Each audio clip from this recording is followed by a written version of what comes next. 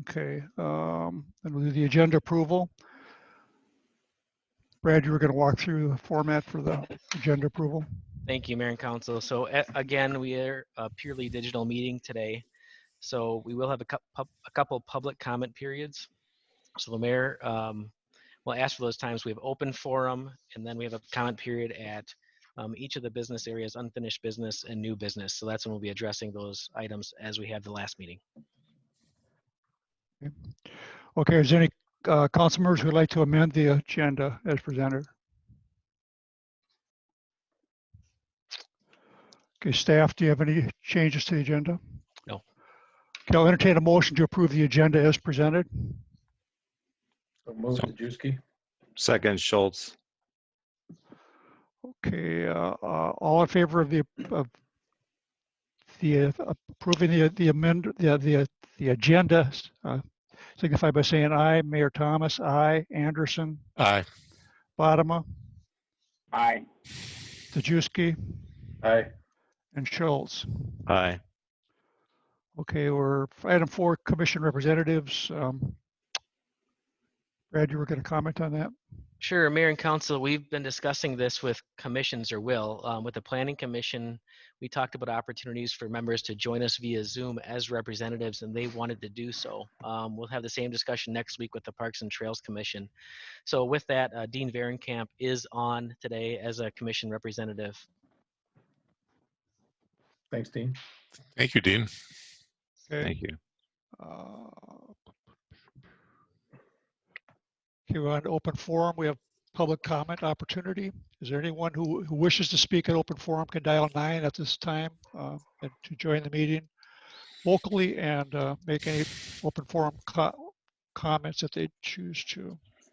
Just to clarify, *9 for people to dial. Sorry, *9, yeah. And Jess, you said we have somebody? We did have someone on the line and they have since left the line. So we could wait just a moment and see if anyone does the *9 at this time. Jesse, that was me. Oh, sounds good, Dean. Then I think at this time there's been no one since that has raised their hand, so we can continue, Mayor. Okay, hearing no one, we'll move on. So the presentations, we have no presentations. And we'll do the consent agenda. Would anyone wish to pull any of the items from the consent agenda? I'll request each individual. I have nothing. Councilmember Anderson? Nothing to pull. Bodema? No, I'm good. Tajewski? Nothing. And Schultz? Nothing for me. Okay, here none, I'll entertain a motion to approve the consent agenda consisting of items 7A, B, C, and D as presented. So moved, Anderson. Second, Schultz. Okay, all in favor signify by saying aye. Thomas, aye. Anderson, Aye. Bodema, Aye. Tajewski, Aye. and Schultz. Aye. Okay, we have under item 8, we have no planning business. So we'll move on to item 9, which is unfinished business. At this time, we'll take any public comments that people would like to add. You can do so by pushing *9, and Jessica will put you on the audio.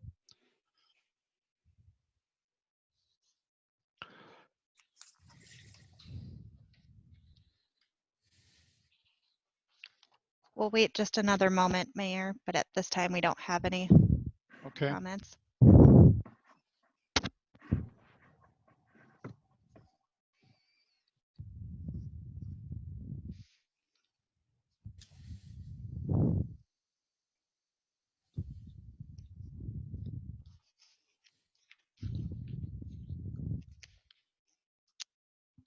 No one has raised their hand, so I think we can move forward. No one wishing to speak at public comment opportunity. We'll move on to item 9A, which is the Southeast Corcoran Water Main Improvements, awarding of the bid. Mayor and Council, I'm going to turn this over to Kevin to present. Thank you, Mayor and Council. We've had this project on before to present to you. I'll do a brief background. It essentially is a trunk water main project that connects our downtown trunk water main stub, which is currently located at 75th Avenue and 116, with our Ravinia trunk water main stub. So the project essentially installs new water main down 116 and then back in through the 66th Gleason Parkway corridor. So it's shown on the screen here broadly. We did have a successful bid. We had 6 bids that we opened last Friday, a very competitive bid. The low bidder was C&L Excavating out of St. Joseph, Minnesota, at just over $1 million, which was almost 200,000 under our estimate. So very competitive bid. And what we're asking for tonight is approving a contingent award of that bid, contingent upon securing necessary bonding, which is an agenda item later tonight, and finalizing our easement acquisitions and other associated permit requirements. So again, what we're asking for tonight is authorization for a contingent bid to C&L Excavation for $1,021,320, contingent upon securing funds, easements, and associated permit requirements. And with that, I'd be happy to answer any questions.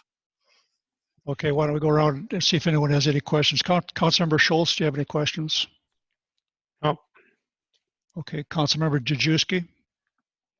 Just a question, Kevin. Have we worked with CNL in the past? I don't know if the city of Corcoran has. I've worked with them. It's been 5, 6, 7 years ago. So they're around. They're generally a little more St. Cloud area, but they do come down this way occasionally. So we don't have any reason to believe they're not capable of doing the work. And actually, most of the work would be done through a subcontractor on the site, or on this project, excuse me. And that subcontractor is the same one that did the 2014 trunk water main project from Lions Park down to Ravinia along 101. So it's really, they're the primary installer. Thank you. Okay, Councilmember Badema. Yeah. Did you say we only got one bid? No, we got 6 bids. Oh, okay. Okay. Yeah. All right. I don't have any other questions. Thank you. Yeah, and the Okay. bids range from 1 million to 1.325, so a pretty broad range. Again, we believe very competitive. Okay, Councilmember Anderson, do you have any questions?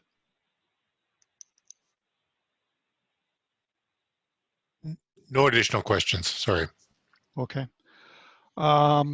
Okay, hearing no other discussion, I'll entertain a motion to award the bid to CNL Excavating contingent upon the fulfilling the necessary contingencies. So moved, Anderson. Second, Schultz. Any further discussion? Anderson? Aye. No, this is for discussion. No further discussion, no. Okay. Sorry. Badema, No, thank you. Dejewski, Nothing. and Schultz. Nothing. Okay, all in favor of the motion signify by saying aye. Thomas, aye. Anderson, Aye. Badema, Aye. Dejewski, Aye. and Schultz. Aye. Okay, thank you. Thank you, Kevin. Thank you. Okay, item 9B, which is core strategies, short-term goals, and action steps. Mayor and Go ahead. Council, this is a follow-up from earlier this year when we had our strategic planning session and also developed our core strategies, short-term goals, and action steps. And Jess, if you could advance the slide. Thank you. So the core strategies that we came up with were the following: enhancing Corcoran's sense of place and identity, maintain fiscal stability and affordability, provide diverse community amenities and recreational opportunities, maintain excellence in safety and security for our community, ensure high quality growth that meets the needs of a balanced and vibrant community, and provide high quality, innovative municipal services. Next slide, Jess. So I will be doing some refining of a couple items based upon some conversation. For example, Councilmember Anderson talked about having maybe an A, B, and C approach and having the short-term goals and action steps be coded kind of with that lettering so you could follow them. And just a few other small tweaks that could provide some more clarity on what the things mean based upon discussion. So I do also say that based upon funding and timing and with the pandemic going on, obviously some of these are going to get pushed back, but they are action steps that we'll work towards, and I'll start putting these into our council agendas after approval. So with that, looking to get a motion to approve those items as presented. Okay, we can go around and everybody can comment if they have any specific comments. I can start out. The only one that I had it's a minor comment and more of a heads up or kind of a philosophy type of thing is the core strategy of providing diverse community amenities and recreation opportunities. Item 5 in there in the core strategy, it was to incorporate existing natural resources into park development and recreation. And it was changed to develop or to incorporate existing natural resources into development and recreational opportunities. Now, I don't have a lot of trouble with trying to incorporate that into development, but it's a slippery slope and I'm not sure how it gets accomplished. And the larger conversation I guess I'd like to have, if we go over the action steps, item 6, which speaks to Parks and Trails Commission to recommend types of uses allowed in city trails, which is fine. Council to establish policy. Council consider establishing incentives in policies to promote retention of existing natural resources and development. The conversation I'd like to have going forward would be if we see areas in the city that we really want to preserve, it's very difficult when a developer comes in to carve out big chunks of property for preservation. And if they're really important to the city, I think we should consider trying to purchase them ahead of time. And we should at least be having that conversation, and we should maybe encourage the Parks and Trails folks to be out looking with that mindset. I don't expect to have that conversation tonight, but I would like to tee it up and just see what the council's thinking is on that, because I think there may be some very key areas at Corcoran we definitely want to preserve. And I think if we're doing that for all the citizens and we want to do that, then we should buy the darn thing, just as we would tell people who want to preserve the farm fields to, if they want to keep them to be farm fields, you should buy them and keep farming them. So that was the only comment I had. So we can go down the line and get comments from folks. Councilmember Anderson, do you have any comments? No additional ones. Brad and I had a conversation this afternoon, and so I think they were all sort of detail oriented. So I think they're all good. Okay. Councilmember Bodema? Yeah, I think you kicked that off well. I think it's a good idea. I think that I look forward to that conversation. It's kind of the first I've heard of it, so it's worthy. There are some things that I flat out don't agree on, and I don't know if they need to be addressed here. I guess if they come up, then it's hard to take what we all said and come up with some action items. We all aren't going to agree on all of these, and we may not all agree on any of them. So I think it's a fair list. I have my favorites.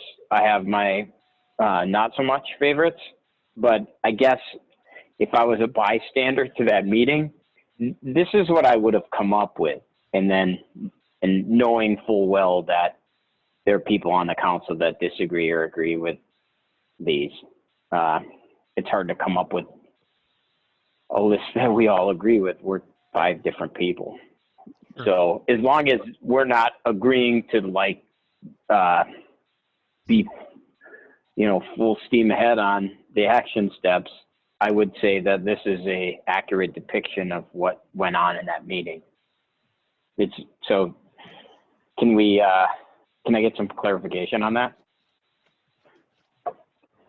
Eric, if I can jump in. So the action steps will be placed for consideration at future meetings. So for example, on the provide diverse community amenities, the first one is selecting preferred route for the Diamond Lake Regional Trail Corridor. Well, that's going to come back to council in September, October. obtaining quotes to complete a feasibility study for trails. Well, I'd have to bring you a feasibility study with proposal with costs that you'd have to look at that point. So they'll all come back to council to review again before they're acted upon.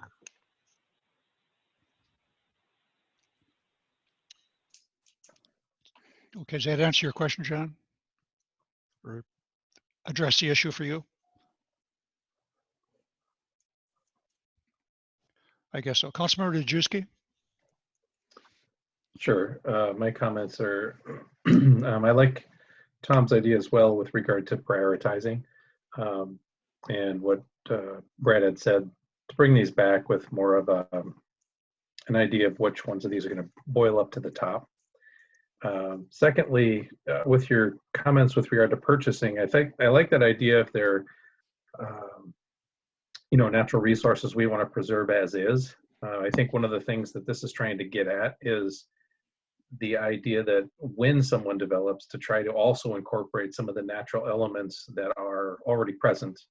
Not saying that we don't want any development to happen there, but that while developers are mindful of that, if we have incentives for them to maintain some of those aspects of that community, whether it be the rolling hills or maybe it's, we talked about this at our last meeting, even with the Eagle Brook proposal, was the idea of having the natural element of the different elevations of that site to be maintained would be ideal.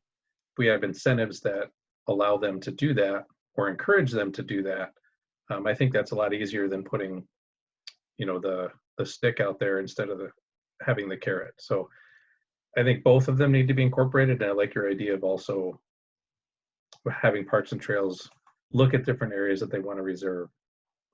Other than that, I have no other comment. Yeah, and I guess if I came across as not being supportive of having incentives out there, I certainly didn't mean that. I think that's a great idea, and I think we should encourage that. My question on that would only be is if that's as effective as we want to be, or as aggressive as we want to be. Sorry, I'm back. I don't know what happened, but okay. I didn't intentionally leave in a huff or anything. Okay. You just made low-income housing a top priority, John. Yeah. Awesome. You just put them down for abstained, right? Okay. Is that everything for you? Well, Brian? did I vote? I don't even know where We're still taking comments. We're just wrapping up the comment part, John. Just let me know. Did you get everything I said, or do we have to? No, I think Brad kind of recapped what you said and kind of confirmed, but we weren't taking action on anything right now. Any specific action items we take would be reconsidered by the council in the future. So sounds good. Okay, perfect. Thanks. Okay. Sorry, guys. No problem. Brian, were you finished? I'm finished. Okay. Councilmember Schultz, you have any comments? Yeah, I'd echo Brian's comment on action step number 6 about the incentive to development. But I agree, we should definitely look at both aspects that you raised, Mayor, as well. And to John's point, it's going to come down to the devil in the details is when these are actually presented and how they look at that time, whether they're going to get support or not. But yeah, I think it's a good idea to prioritize them as well, because there's some that should definitely rise to the top this year and some that can probably get pushed back. So those are my only real comments otherwise. Okay. Okay, if that's all the comments, then I guess I'll entertain a motion that we approve the core strategy and short-term goals and action steps as presented. So moved. Schultz. Second, Anderson. Is that Tom? Was that you? I'm sorry, second, Anderson. Okay. Any further discussion? Anderson? No. Bodema? No, thank you. Dejewski? None, thanks. And Schultz? None. Okay, all in favor of the motion signify by saying aye. Thomas, aye. Anderson? Aye. Bodema? Aye. Dejewski? Aye. And Schultz? Aye. Great, thank you. Thank you, Brad, for a good presentation on these items too. Wrapped it up very well.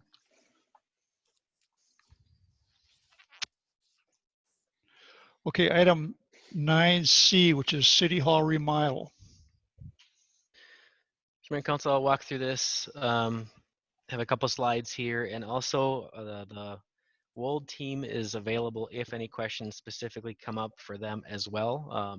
They don't have a presentation, they're available for questions. So this actually began back in January of 2018 when we discussed the need for a remodel to add staff areas. And we completed a needs analysis that was presented to council. And since then, we've had several iterations, which I outlined in the council packet. Where we landed on now, however, is a minimum scope remodel, we're calling it, at an estimated cost of about 1.2 million. Now that's all cost. The actual construction cost is estimated at 882,000. I thought I'd start with just a why now. Obviously, there's tough financial times for people out there. People would be asking these questions of why are we moving forward. First and foremost, we just don't have enough room for staff. As we've been growing through a city where we've been adding a few staff, right now we have 3 offices, 5 workstations, and no access to any conference room with where we're at. The remodel as proposed would still keep the 3 offices, go up to 14 workstations, and have 2 conference rooms available for city staff. So we have no staff for anybody at this point right now. The pace of growth is picking up too, and even during the pandemic, and at my next slide, I'll walk through some of that. We've had a 2-year planning process, so this has taken some time, and really we're at the minimum scope. This is doing as little as we think we really can to get this building to last us for hopefully to the late 2020s, so we can have some more decisions at this point. And also, bid pricing seems to be favorable at this point. We have hungry contractors. Some private sector projects are on hold.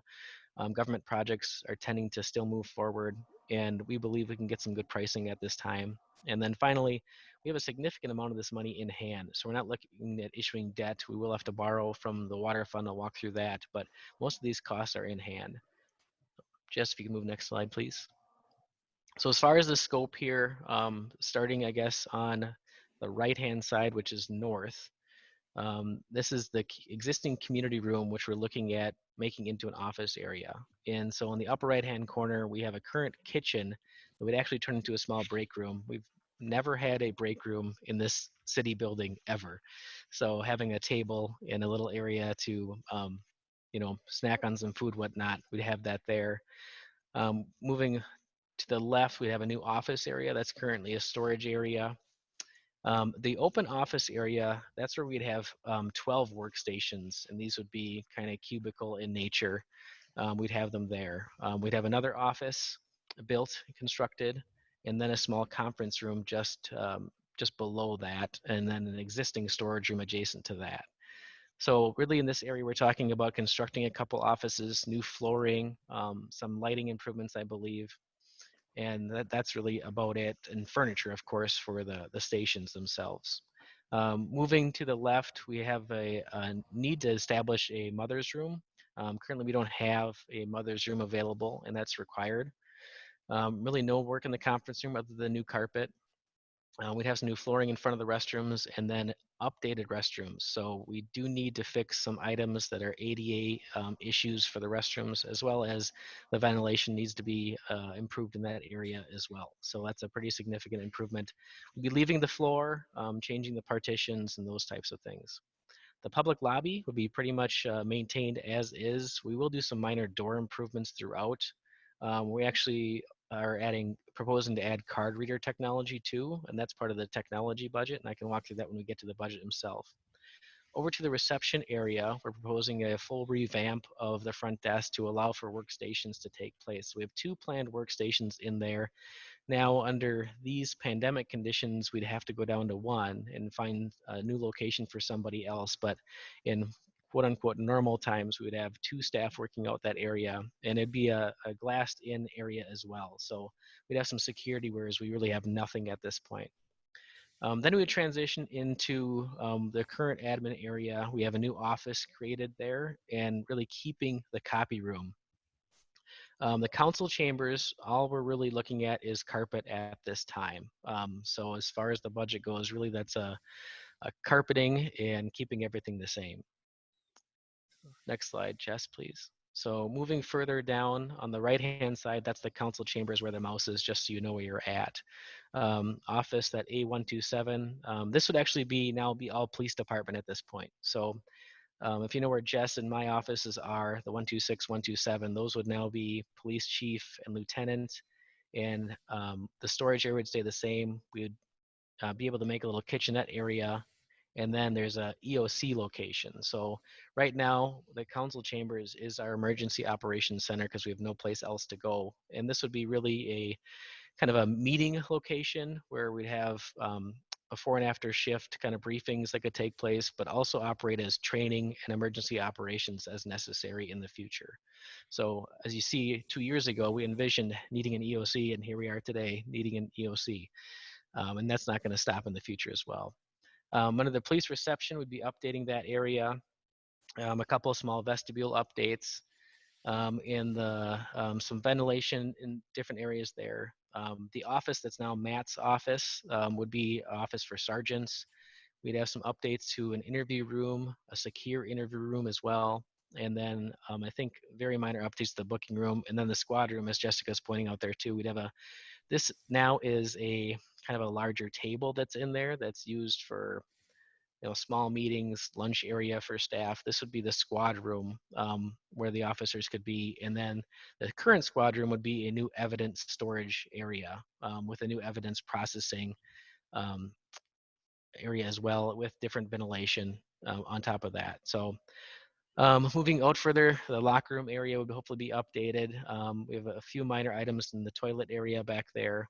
And really, that's pretty much the overarching high-end scope of the remodel. So we're replacing flooring where we need to, all the carpet that's from 1994, a few tile areas that need to be fixed, adding a couple offices, improving some ventilation, new restrooms, and some touch-ups with hardware and doors here and there was really the scope. So next slide, Jess. As far as just some growth overview, since 2015, so the end of 2014 through a couple days ago, we've added 492 new homes. And if you started at end of 2014, we had 1,916 homes. That's a 26% increase during that time period. And if you think about population, our estimate back then was about 5,500. In Corcoran, we averaged 2.8 people per home. And if you do that math, we're over 6,800 people. Call that next year, because some of these homes are being constructed now that will be in towards the end of this year. So the population has exponentially increased in Corcoran. And just the trends, look at new home permits, up to 158 last year, and we have 88 through May 13th this year. And I just want to highlight, as much as we had 158 last year, the most recent 12 months, we had 192. So then I asked Mike to pull some information on how about this year? The pandemic's been going. There was no spring showcase for the homes. And as you can see, in May last year, we had 4 new homes. We've had 16 through May 13th. The February number is 21 instead of 10. They're all increasing. And again, there was no showcase for the spring homes this year. Anecdotally, Kevin shared, the engineering team had a meeting, I think, yesterday with Bass Lake Crossing, and they sold 4 homes yesterday or the day before. So the new homes in Corcoran is not slowing down whatsoever at this point. Next slide, please. As far as the finance plan, as I mentioned, it's about 1.2 million, with construction being at 882. We have some budgeted soft costs in there for some contingency and some other items that might come up. We have $120,000 furniture budget, and we have $120,000 technology budget. We have about 2/3 of that technology budget formally planned, with the card readers and some switch updates here and there that need to be done. The rest will have to flesh out a little bit. The item we're looking forward to tonight is going forward with the bidding of the construction estimate. We'd have to get quotes for furniture, quotes for technology. We'd have to bring back and make them in front of you guys again.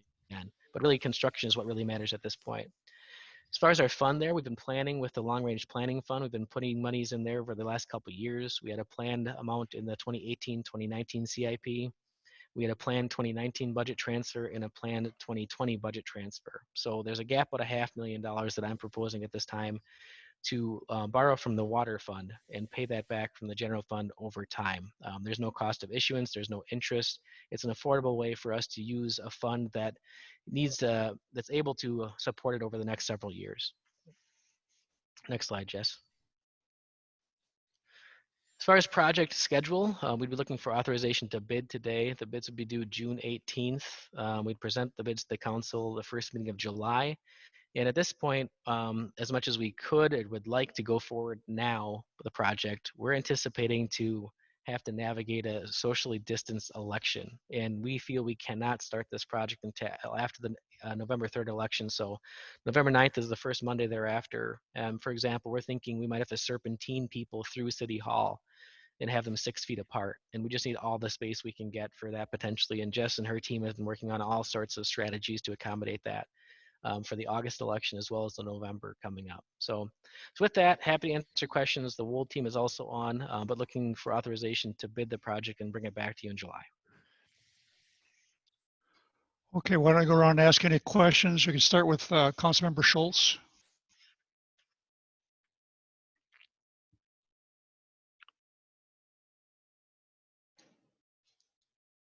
Alan, do you have any questions? You're muted, Alan. Sorry about that. You had mentioned the council chambers. We're only looking at updating the flooring with regards to that. There's no updates to audio for the public to be able to hear our council meetings. Thank you for bringing that up.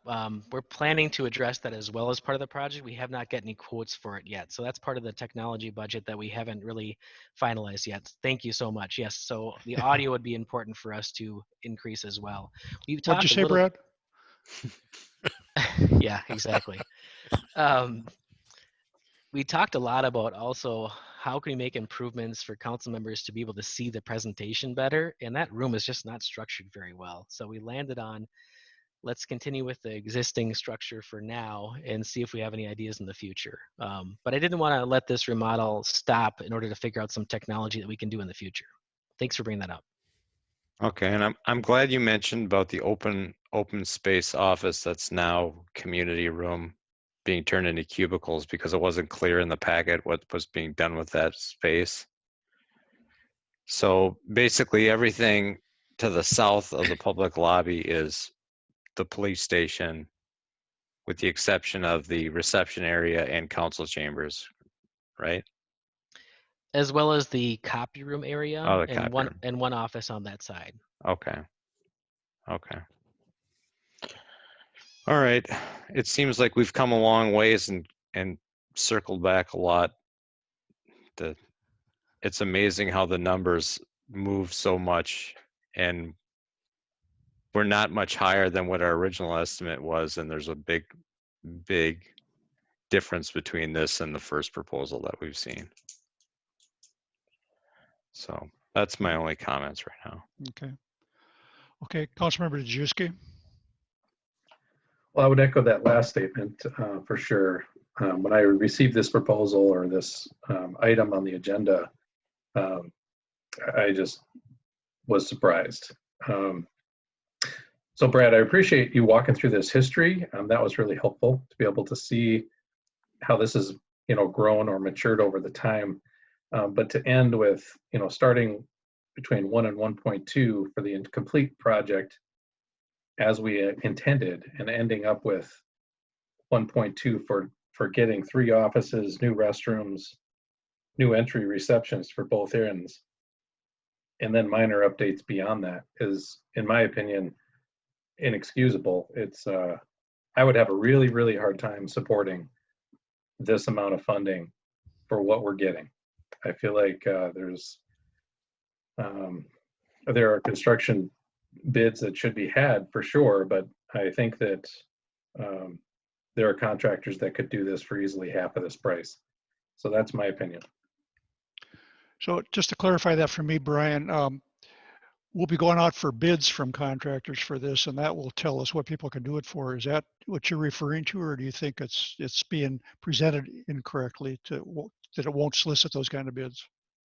I think people will bid what they're seeing here. I think they might be more competitive in the current environment. But I believe that again, when I was talking with Brad earlier, I was thinking, if I had $1.2 million to build something, either a community center or a house, what we would get from that would be an amazing facility. It would not be 3 offices and new reception areas. I can't imagine this coming in at 1.2 million. And if it does, in my opinion, it's them looking at our minutes and saying they're expecting 1.2, we'll bid at 1.1, and we're going to walk away with a lot of money. Okay, I think, partly to clarify a little bit, the construction cost is $880,000, which is still a lot of money. I'm not arguing that.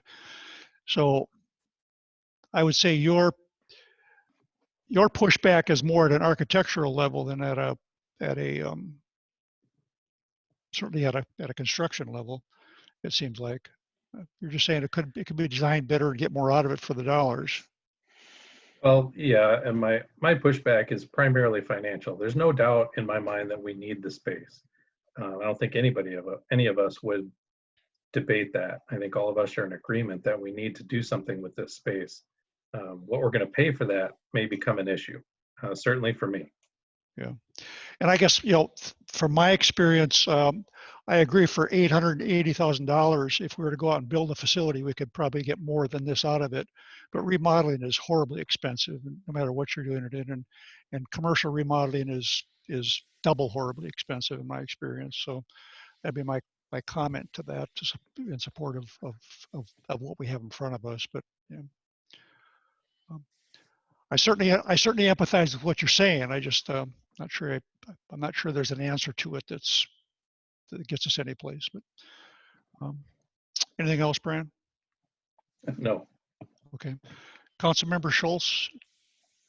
Oh, you already came I'm to sorry. me. Yeah. But can I just ask one question? If we go out for bids, do we have the ability to reject all bids? Yes. Okay, so that'd be the one point to Brian's case. If we felt all the bids were too high, we could still we could reject all bids and we'd be back to where we're at. Yeah, we're not committed to do the project right now. We're just going out to get bids. So, okay, we'll go in the right direction now. Councilmember Bodema. Okay.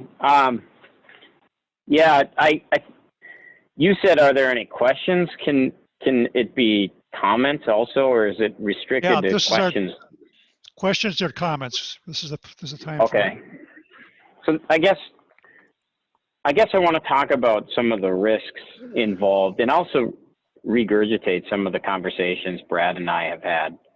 The things that I think about is, I follow 51 economists as part of my job, and you look at a lot of their predictions and it's nothing but question marks. Like, if anybody's honest with themselves, even as an economist, what's going to happen come November 13th, like, there's a lot of question marks. We haven't, the economy is going to turn around. We haven't hit that point yet. No one knows exactly when that's going to be. So I'm on a belt and suspenders guy, and so committing to spending $1.2 million is challenging for me. But since getting bids does not equal committing spends, I think it's important to differentiate between bidding and building. I also know that in the last week, muni bond yields have jumped over treasuries. So what that tells me too is that that's reflecting some of the risk in municipality funding. And also I know that right now, when you look at real estate valuations, people are saying, and the people I follow are saying, get your real estate valued right now, because inevitably in a falling economy, especially when we don't know where the turnaround is, the valuations are going to fall.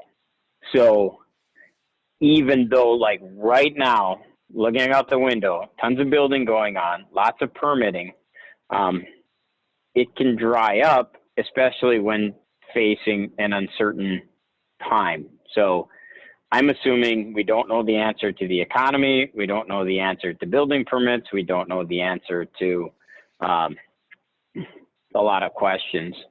But then when I talk to Brad and say, what are we going to do if this and this and this and this happens? We just won't proceed with the project if some of the worst case scenarios. And so like I like to look at worst case scenarios. I don't act on them, but what is the worst thing that could happen?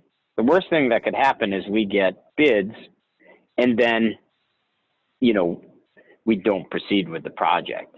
So I'm totally comfortable getting bids. It's a natural part of the process. And I think by building time, we will have a really good idea whether it's a good idea at that time to put the shovels in the ground. So we've had conversations around that. I'm comfortable getting bids. And this is not to pick on you, Brian, at all. If there's an idea and we think we can take $1 million and have office space, and even if it's like a side building with a hallway to the existing city hall, if there's a different way to do it, we'd be foolish to not look at a different way of doing it.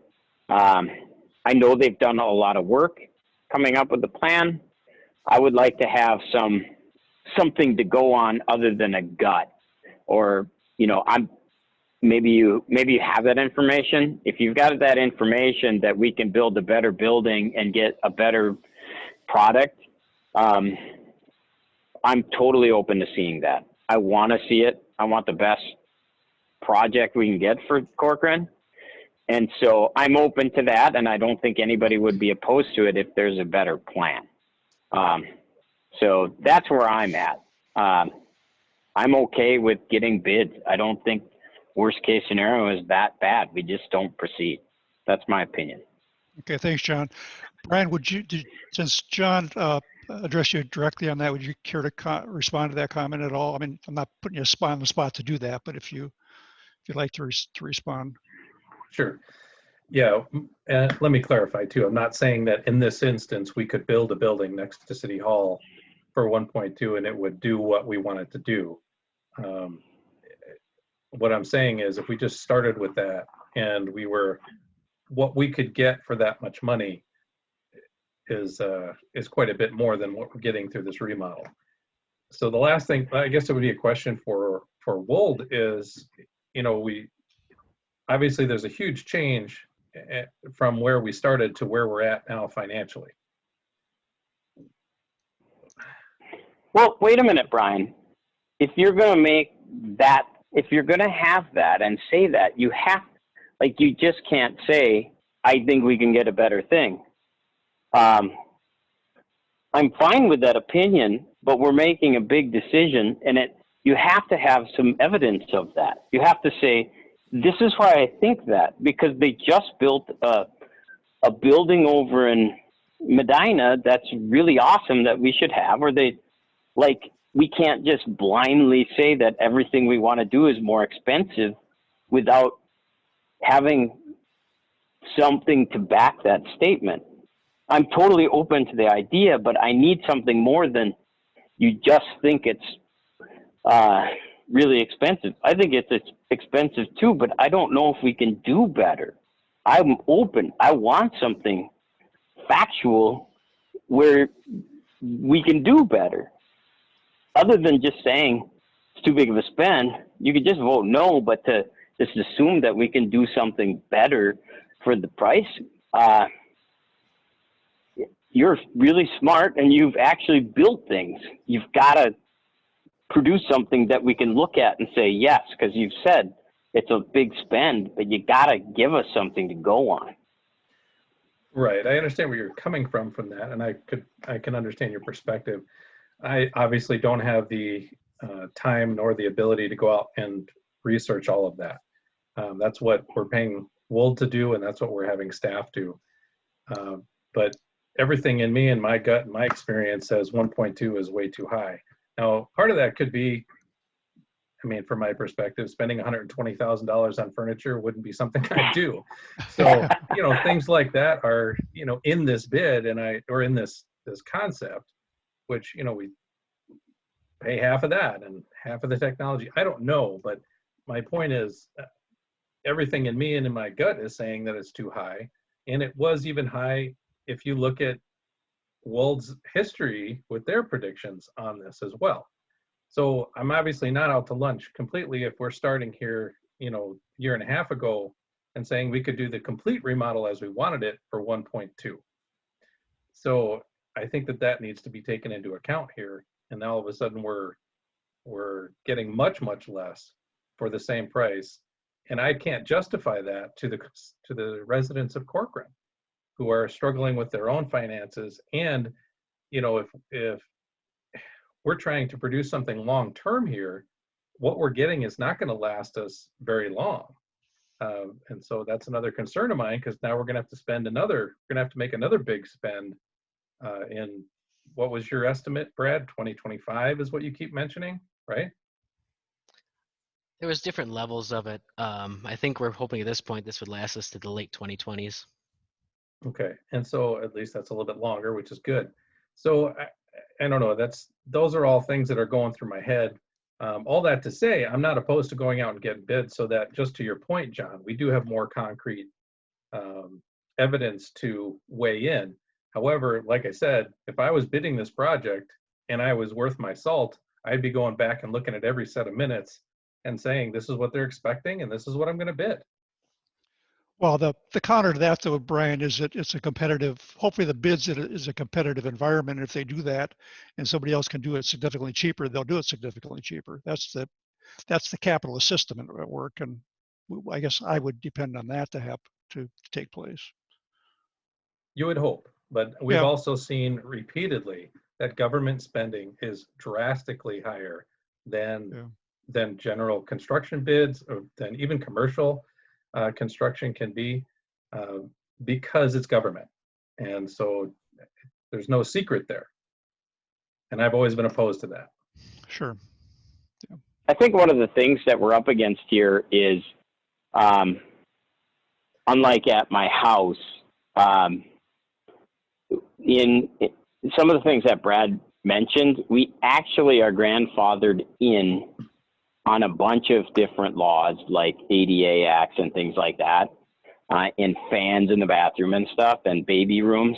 Like, we could go without a baby room so long as we didn't do construction or reconstruction. So we're sort of in a pickle in that if we swing a hammer and knock out a brick or do a project, we actually have to catch up with a bunch of regulations. I think when we broke it down, it's like 300,000 of stuff that is just stuff we have to get caught up on. So when I remodeled my house, there was some catching up, but in commercial law, there's I don't need a baby room in my house.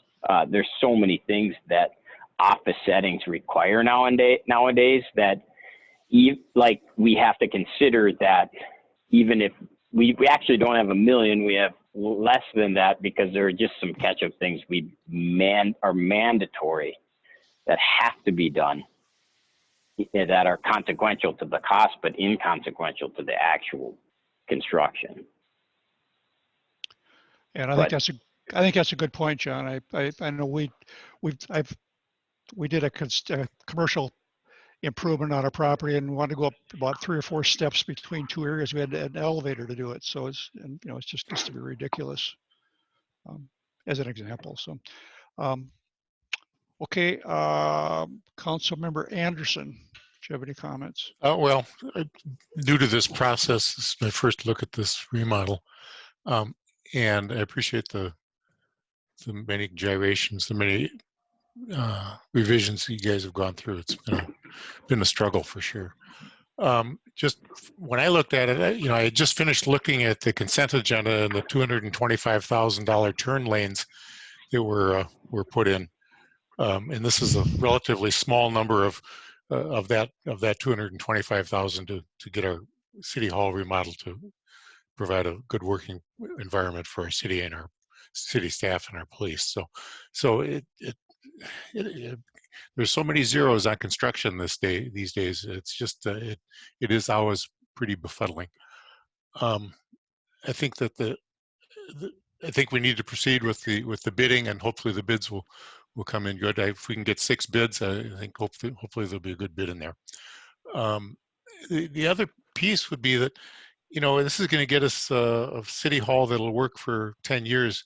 Hopefully, we'll start getting ready for a new building. The city, Corcoran our water system's being built to hold to have a population of 67,000 or some number like that. And I think we should be thinking, as soon as we're done with this, then our next step to be considering a location and a general scope of what a city hall should look like for a much longer period of time. I just saw a picture of Minneapolis City Hall. 1885 it was built. There were houses next door to it. Downtown didn't even go as far as City Hall. And that building has been, well, certainly they had to add a new building, but it has worked as a city hall for 120, 140 years. And I don't think we can build a city hall that will last that long, but at some point we will need to kind of bite the bullet. Hopefully it's when we've got some money that comes from somewhere besides property taxes on homes. Build a city hall that will really suit us for a good long time. So I want to get this project done and then move on to some long-term plans. Okay, thank you, Tom. Yep. Okay, so the action we need to do is to authorize staff to go out for bids to bid on this project. Let's move forward with the motion. I'll consider a motion to authorize staff to obtain bids for the City Hall remodel project. So moved, Anderson. Second, Schultz. Okay, any further discussion? Let's start with, let's go backwards again. Schultz, Knowing that we have the ability to reject all bids, I'm comfortable with moving this forward at this time. okay, thanks. Dejewski, No additional comments. okay. Bodema, Thank you for putting all the thought that y'all did. I appreciate it. And I have nothing else to say. and Tom Anderson. No additional comments. And I don't disagree with much of anything that's been said. I think it's a terribly expensive one, and I just think, but I think we need to do it, and I think it's things are just expensive because to me the alternative is just to wait until we build a new city hall, but that's not a viable answer either. So all in favor of the motion signify by saying aye. Thomas, aye. Anderson, Aye. Bodema, Aye. Dejewski, Aye. Schultz. Aye. Great. Okay. Thanks for a great discussion.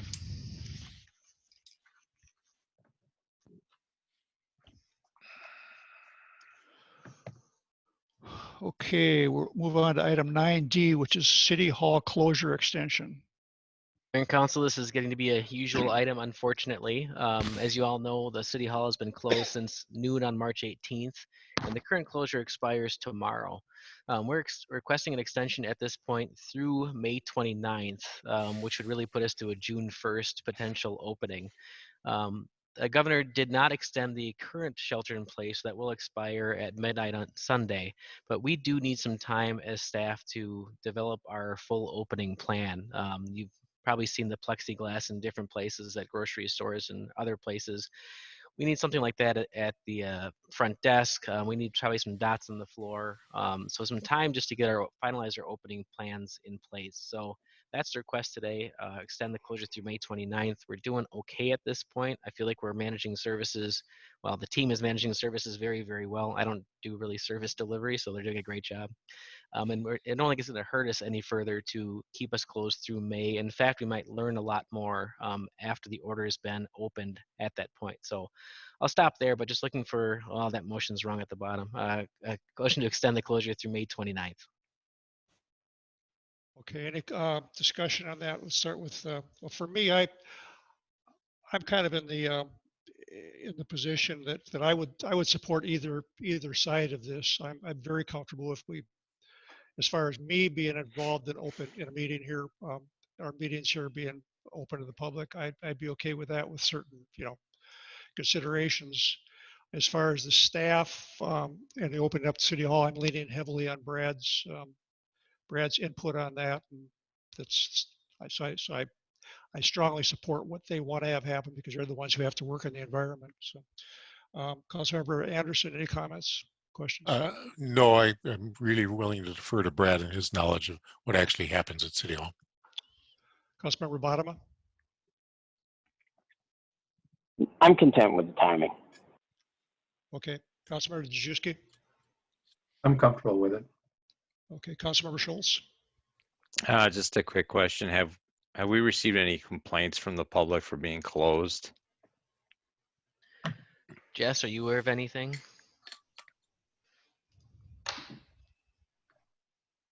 I am not. No one's noted anything. I think generally people have been pretty flexible, especially with permits. We've been still issuing those pretty seamlessly. It just takes a little bit longer time, but. Okay, thank you. I'm fine with the extending it through the 29th. Okay. I'll entertain a motion to authorize staff to extend the City Hall closure through May 29th, 2020. So moved, Anderson. Second, Dejewski. All in favor signify by saying aye. Thomas, aye. Anderson? Aye. Bodema? Aye. Dejewski? Aye. Schultz? Aye. Great, thank you. Okay, item 9E, which is utility installation and service agreement for 8025 Ridge Court. Mayor and Council, actually, could you step back a slide, Jess? I think we bounced up for some reason. There we go. You're all aware of this project. The owners came in front of you a while back and asked for the City of Corcoran to reach out to Maple Grove to formally request authorization to have a connection point through Maple Grove. That's taken a couple months, but in front of you, we do have two agreements. One's a utility service agreement. This is between Corcoran and Maple Grove. They have to bill us directly, not the individuals themselves, and it outlines those conditions. And then the second is an agreement between the City of Corcoran and the owners of the property that outline the fees to be paid for a connection to take place there. And this is again in the Appaloosa Woods neighborhood that's accessed off of County Road 101 through Maple Grove. So really the action is approving the agreements. The owners actually came in today and dropped off the check for any funds needed, and have signed everything as they are. So hopefully we can have no amendments and move this forward. Okay, any questions or discussion? Councilmember Schultz? I just had a question. I noted that they're not paying any trunk fees to the City of Corcoran. They're paying them to Maple Grove for the access to their utilities. What would happen if in the future that this area was serviced by the City of Corcoran and they were now switched to Corcoran's utilities? Would they then be charged with a trunk charge to the City of Corcoran, or how would that work? Short answer is I don't know. Longer answer is yes, we could charge them. From a just how gravity works with sewer standpoint, I don't know how we would get them access to sewer, that neighborhood back there. So, I mean, Kevin's smart, so he could engineer something up, but I don't envision that happening. Okay. So I defer to future Councilmember Schultz to make those decisions. And then if additional properties were to were to want to have the same arrangement, they would need their own agreements. These wouldn't be amendments to these current agreements. Is that how that would work? That's my understanding. Maple Grove might choose to amend our master agreement. I already have a second person coming in. Okay. And that's how Maple Grove wanted to handle this, as one by one versus having a comprehensive approach. So that would be the case. Okay. All right. Thank you. That's all I had. Councilmember Jajewski? And this is related to the road issue as well over there, correct? As far as timing? No, Councilor Juski, this would be, they'd be building a home hopefully next week. They have their building permit in. They'd be going right now. It's actually off of a private road, not a public road. So Ridge Court is private. We're still looking at the future Appaloosa paving project a little later this summer. Okay. I'm glad it's getting done for him. Yeah.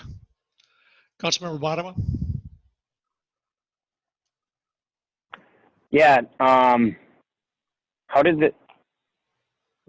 When did we see this? The May 11th agreement. This was emailed out on Sunday. I didn't have a chance to get in the packet, and I apologize for that. I didn't get it. Oh, wait. There are two attachments. Let me reserve comment until I read it. And the only reason I say that is he's been waiting a long time, and I want to give it its due, but I also want to read the materials.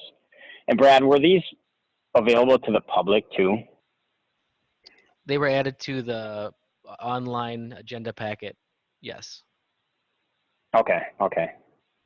So Ron, if you wouldn't mind, I do want to look at it.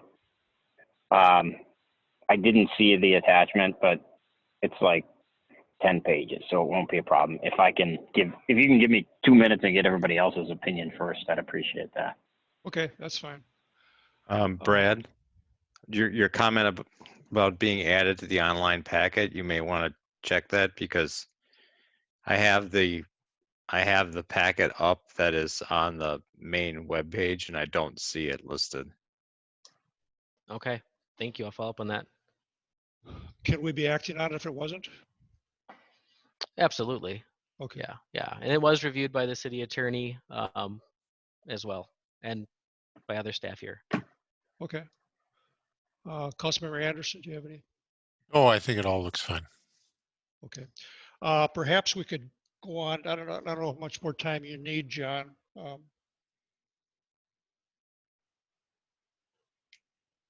Rather than try and vote on it without John being able to spend adequate time to look at it, why don't we move on, if it works, to move on to item 10A, and we'll come back to this one. Do you think that can be done, Brad? Yeah, if that's what the council wants. Without screwing things up too badly? Yeah, it's a pretty quick item, I believe. Yeah. So let's do item 10A, which is the 2019 budget transfers. Jess, you want to advance the next slide, please? Do we do public comment? There would be no public hearing. Oh, I'm sorry. We would do that next under, you're right, Councilor Dejewski, thank you. If we're jumping to new business, we would do a public comment period. I'm sorry. Oops. So with that, maybe I'll just jump in. If anyone listening wants to dial *9 right now to address anything on new business, please do so, *9. Thank you, Councilor Dejewski, I appreciate that. Good catch, Brad. Okay, I've read that agreement. Can I comment on it? Yeah, wait 1 second, John. Okay. We'll circle back to you. Anyone wishing to speak on the new business *9, please?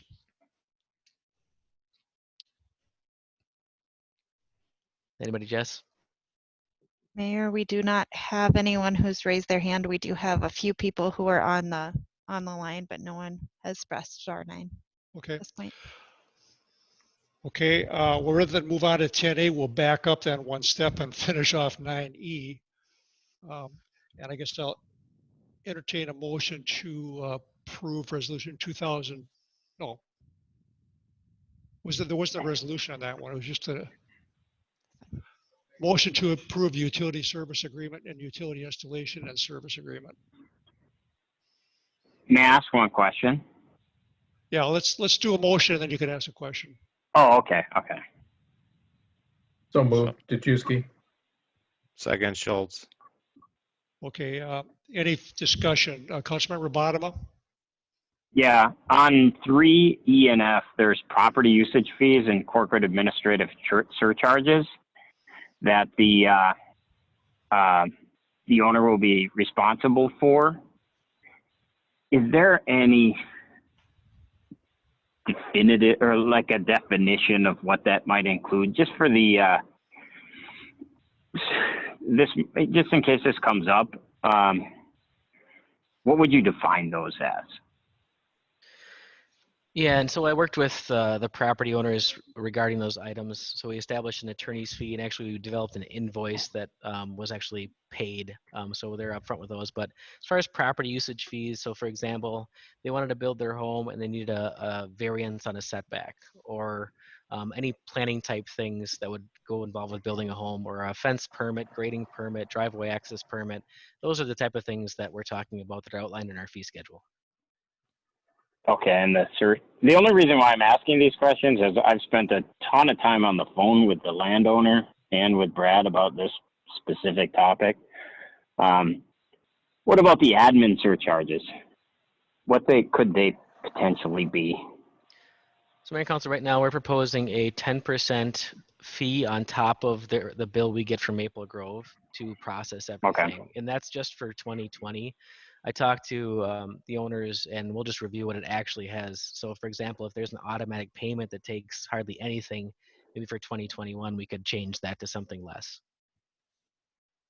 So so the city worst case scenario in this, what is it?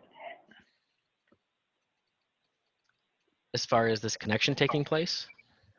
Yeah, and the cost incurred, because you've talked about some scenarios that would leave the city bare or cost the homeowner a fortune. What's the worst case scenario? That you and I have had open discussions about that. What's the worst case scenario? Well, I think right now you try to button it up as tight as possible, but I just would like to hear. Yeah, I think these agreements really outline the scenario. So the fees are what they are. The worst case scenarios were related to Corcoran having to extend service and what those costs would be, which were significant, or extending our project out there. So at this point, I mean, the agreement has us recouping any and all fees that are caused by this proposal going forward, and we have a surcharge on top of anything that we're getting billed from Maple Grove to recover our costs. So I think it's pretty limited as far as risk. Biggest risk is my time when the next person and the next person and the next person wants to go through the same process. Yeah, it's been a lot of work for everybody.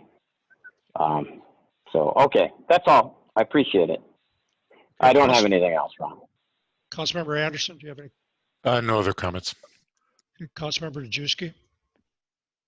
It has been a lot of work. I think that what's interesting about it, though, is it's the only alternative for these folks. So there's really no other option.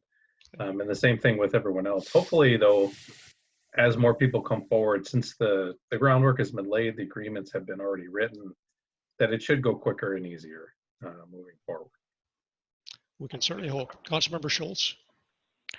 No, just thank you for everything you've done to get this moving forward for them. Appreciate it. Yeah, I think the couple of you council members have been involved in this heavily, and it's a great case of doing your job and doing a good job of it and attending to the citizens. All in favor of the motion as moved, signify by saying aye. Thomas, aye. Anderson, Aye. Bodema, Aye. Dejewski, Aye. and Schultz. Aye. Great, thank you. Okay, now we will move on to new business, which item 10A. We've already opened the slot for public comment, so we'll bypass that the second time. So item 10A, which is a 2019 budget transfers. Brad, you're muted, I think. My turn to do that, I guess. We've completed the 2019 audit, and we typically do a couple of transfers, a few more than normal this year, but I'm proposing 4 transfers. First is $300,000 from the long range planning fund to the remodel fund. Now, we did not have a remodel fund set up until this, well, about nowish. So we've been holding those monies we've been planning for just in the long range planning funds. This would formally transfer that money we had planned to use for the remodel into the remodel fund. The second is $100,000 from the 2019 budget to the remodel fund. As I mentioned, there's a very modest surplus in the 2019 budget after the audit, about $100,000, which, you know, it's 1.7% in a $6 million budget. So it's pretty close to being on budget. Putting it in the remodel fund, we're proposing $50,000 from the budget to the asphalt fund. So every year we have an allotment to asphalt and overlay projects. And every year the project is a little bit different in size. We had a smaller set of projects in 2019 and a bigger set in 2020. So this is planned internally where we'd actually be spending less money and then moving it to the 2020 budget, or the asphalt fund rather, so it could be used in 2020. My goal is to actually work with Kevin to have a CIP for the asphalt fund. So every year we would just have a transfer that's budgeted to this asphalt fund that you wouldn't need a separate transfer. So this is just an interim approach at this point. And then finally, we have revenues due from the Shannon Lane Fund. And this was a project done before I started working here. I don't know exactly when, but there's assessment revenue still coming in. So we've been keeping the Shannon Lane Fund open, but we'd like to close it and then just put the revenues due to the asphalt fund, so it'll go towards, you know, future road projects at that point and clean that up. So those are the 4 proposed transferred in the resolution. Happy to answer any questions. Okay, any questions? Let's start with bottom up. Any questions? The Shannon Lane Fund isn't from the residents on Shannon Lane, just to be clear, right? It is actually, it's assessments due from those properties. Oh, okay. But it wasn't accidentally left on, it was, that was the intent is being fulfilled. Correct. Okay. Just want to be clear. Yeah. No, okay. Yeah, I don't have any questions. Thank you. Just Other than for a that. little background for people, the Shannon Lane Fund was a pretty significant project we did. It had some culvert and a major culvert deal, and the city put in a considerable amount of the funds and the efforts to do that. It wasn't totally assessed. The city supported it a lot, so that's just a little bit of background, which doesn't mean anything, but it's background. Councilmember Dejewski, No further no comment. Councilmember Schultz, No comment. and I have no comments. Councilmember Anderson. I'm good. No comments. Okay, I'll consider a motion to approve resolution 2020-35, which is approves the interfund transfers as presented. So moved, Anderson.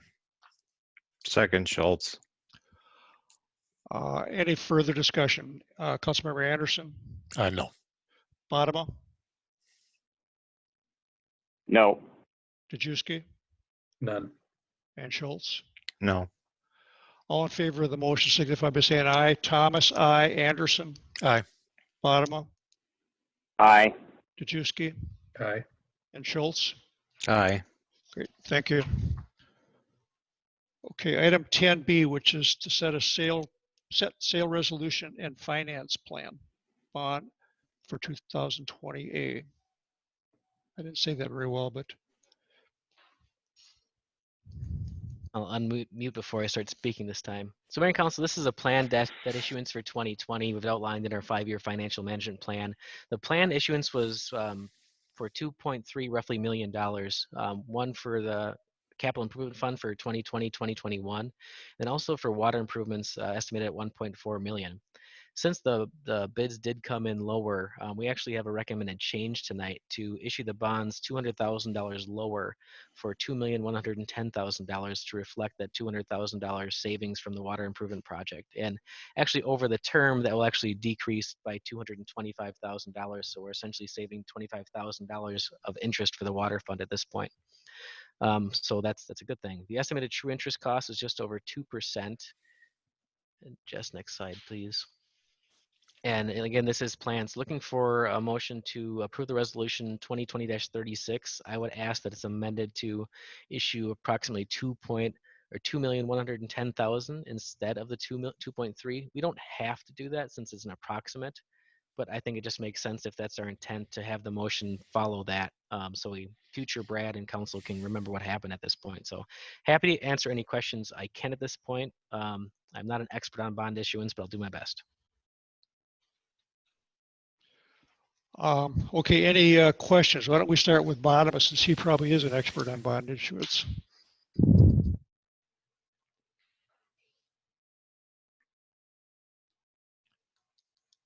John, are you there? I think he fell off the call again.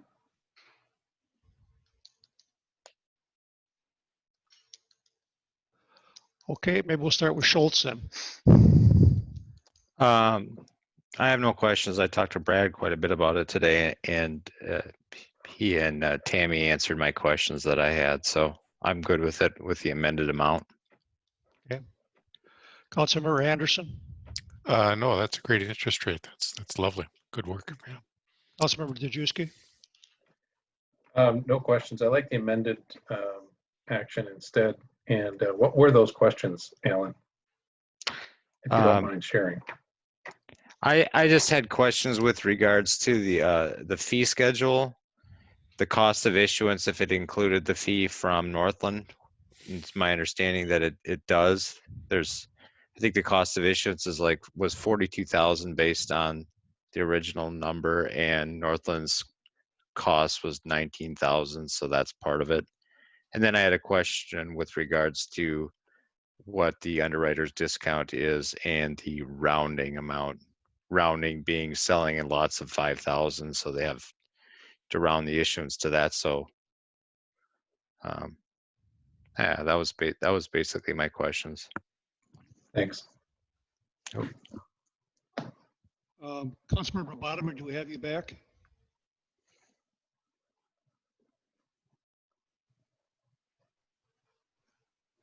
It says we do, but he's muted.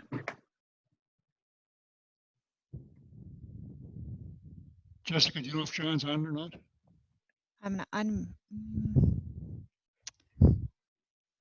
He's on. There we go. There we go. I think. Yeah, I've been listening. I've been listening. I don't have any questions, and I am here. Okay. Thank you for enlightening us. Sorry, the phones in Corcoran aren't always 100%.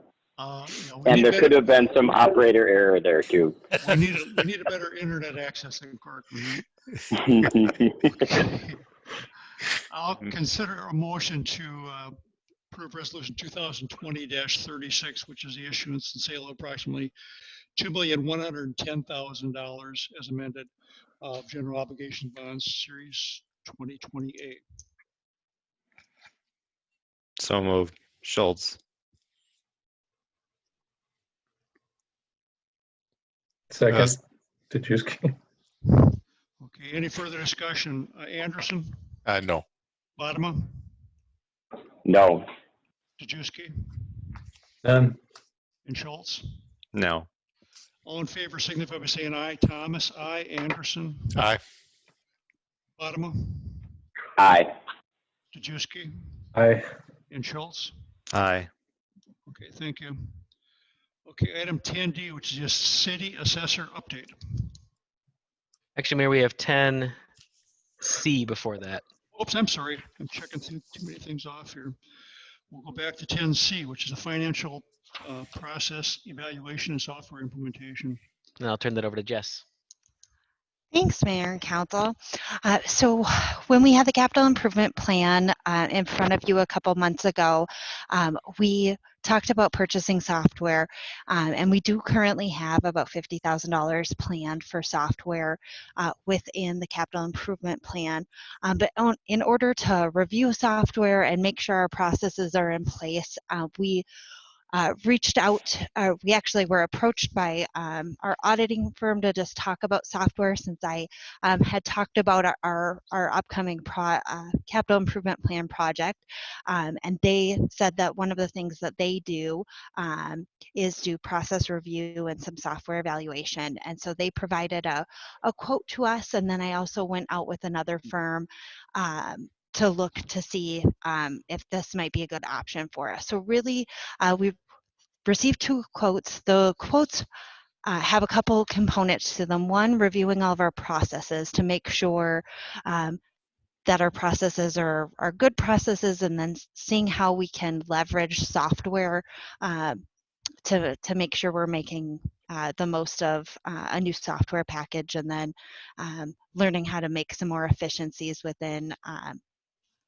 within all of our processes for the city. And then the second part of the project would really be going and evaluating software, potentially putting out an RFP, doing some evaluations, and then really implementing that software. So it's a big project. And we have we do have a small staff, and I can't say my expertise is in implementation of software. So part of the reason we are looking at utilizing a firm to help us with this is just we're not software experts here.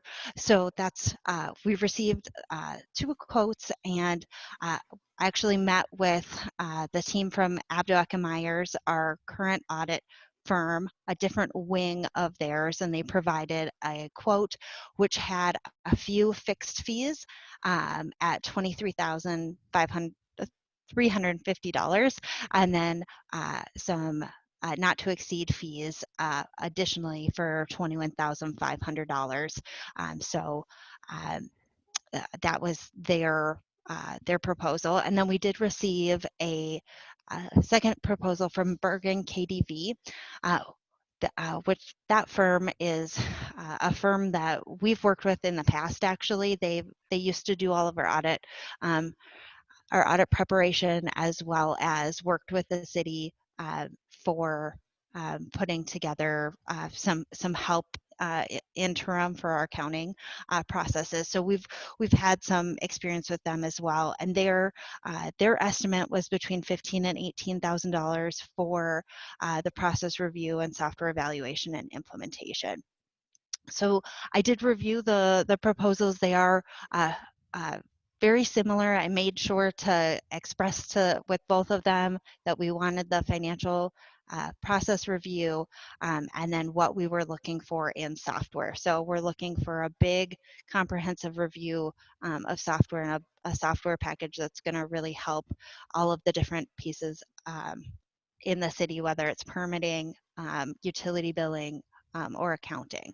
So that's an overview of the 2 proposals that were emailed out to you just yesterday is when I received those. So I'd be happy to answer any questions you have about that. But I would say that staff is recommending moving forward with the Bergen KDV option, and looking at utilizing $5,000 from the water fund and sewer fund, and then $10,000 from the general fund to help us with this financial review and look for and begin the implementation process for software. The next steps for this would actually be going out and once we're approved to move forward with the process, go out and do the RFPs and review for software, and then bring back that software purchase at a future date here. Looking at the Bergen KDV option, I'd like to work with them to do a not to exceed for $20,000, which is in that realm of what their proposal was. So that's what we'd be looking to do. So with that, we'd really like to just authorize us to move forward with Bergen KDV and get some new software and review our processes to make sure we're being efficient and effective and leveraging technology the best way we can. Okay, I guess I would start out. I certainly think there's a clear need for this evaluation and for the software.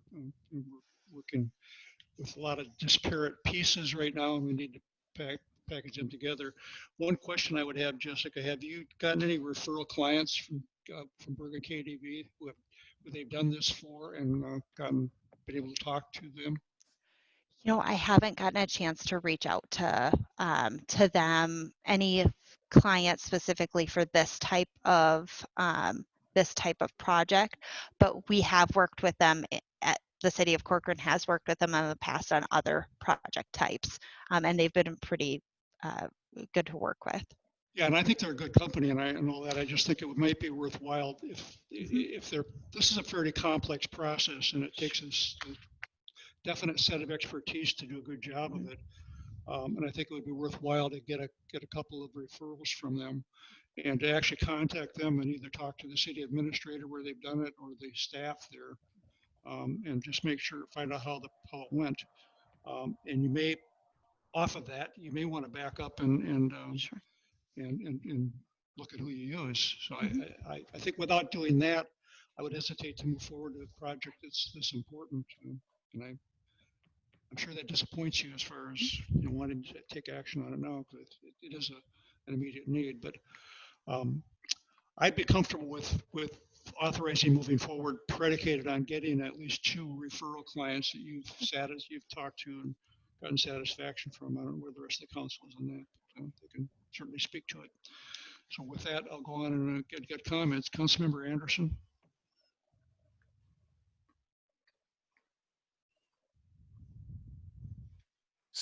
Started the second round of being muted when I was trying to talk. Sorry. Appreciate the desire to get it updated as a piece, as opposed to trying to do something in-house. The days of doing that, I think, are long gone, and it's folly. So appreciate this approach very much. Okay. Councilmember Bottom. I think I'm going to abstain from this discussion for my daytime job, Okay. and abstain from the voting. Okay, I guess if there's a conflict there, obviously you'd want to abstain. I guess I would. Yeah, potential conflict, and I don't want to be in gray. I'll just sit it out and go with what you guys say. Okay, I guess let's move on to Councilmember Dejewski then. Yeah, I have a couple of questions for you, Jess. The 50,000 that we have budgeted for the software is only for the software, correct? It does not include this 20,000. Yes, it is just for the software piece. Okay. Which isn't necessarily a bad thing. I know that having someone come in to analyze this is super important.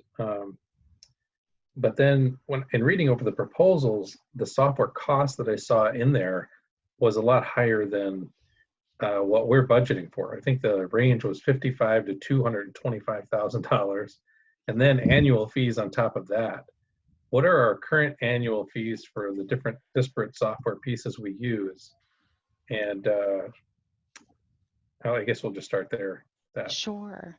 Thank you for bringing that up. So when we did the capital improvement plan, we were thinking 50 was a good starter portion, and that if we were needing to do additional, we'd look to see if there's any way that any things that would be related to water and sewer that we'd need to move forward and utilize our water and sewer budgets to assist with that.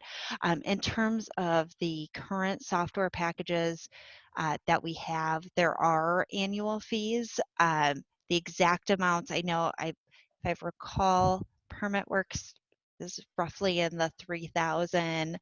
Brad looks like he has an answer for me potentially, so I might let him take that. So I pulled up our IT license spreadsheet.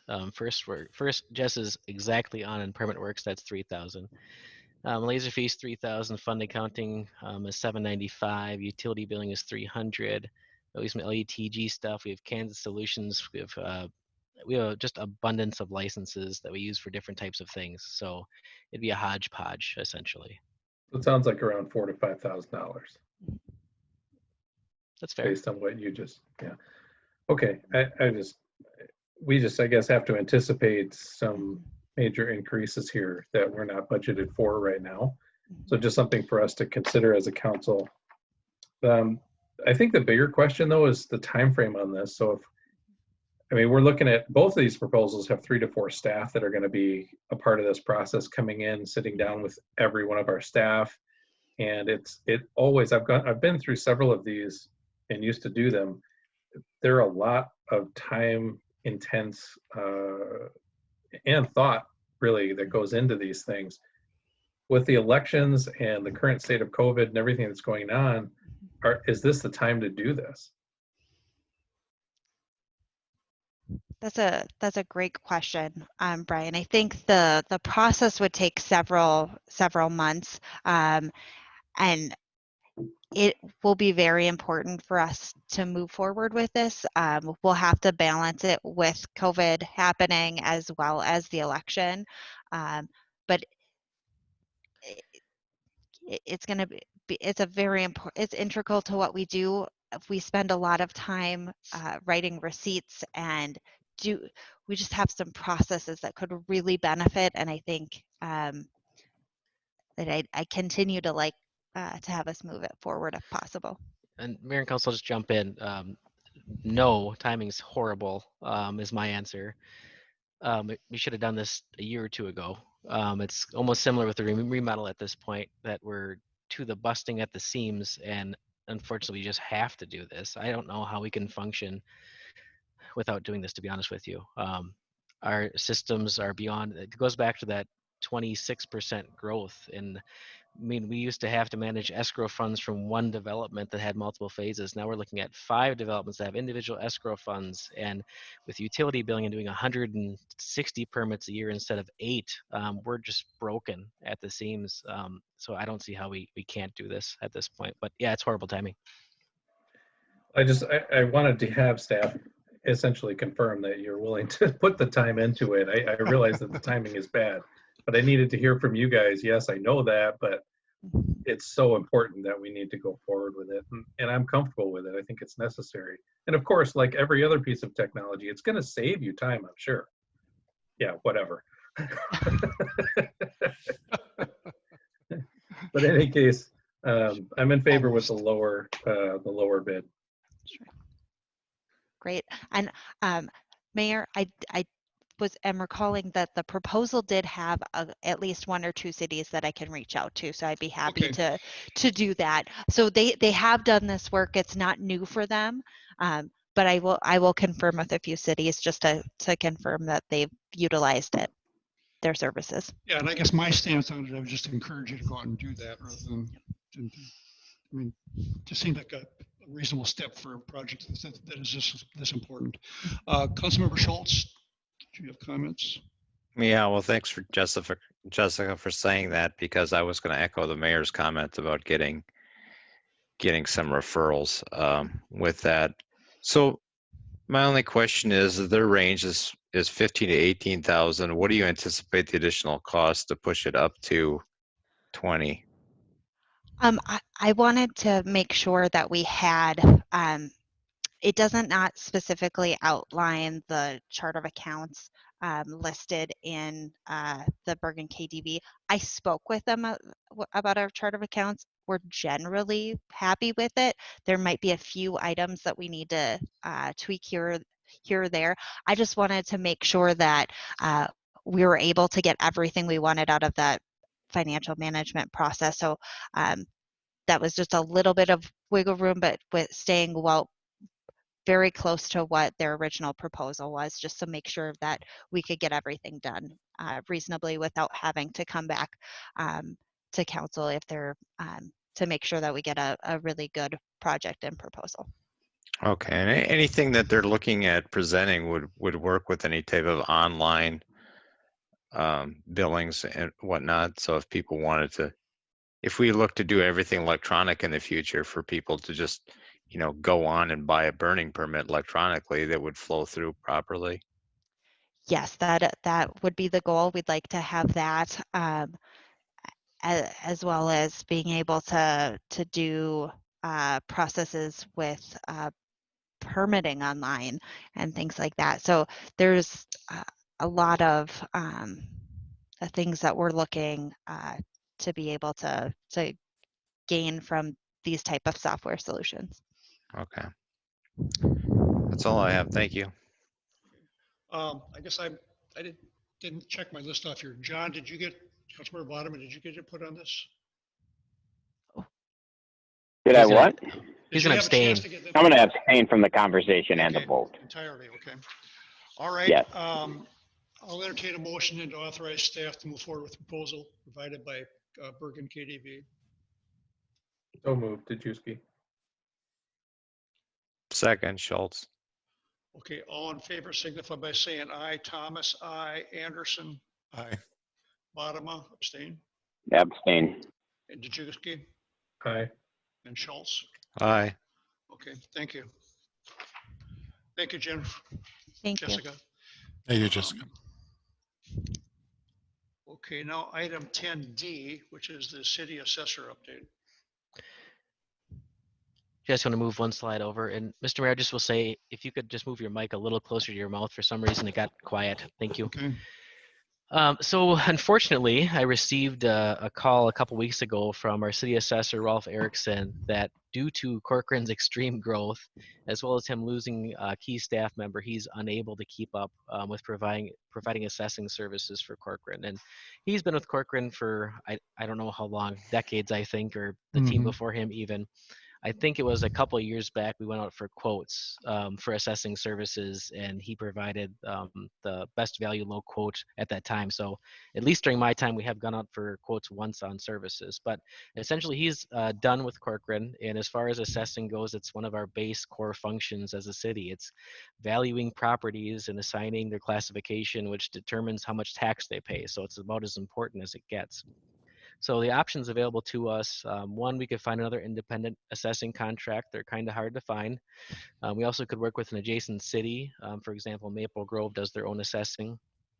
We could work with Hennepin County. They provide assessing services to, I believe, 29 cities throughout the county. It's what they do.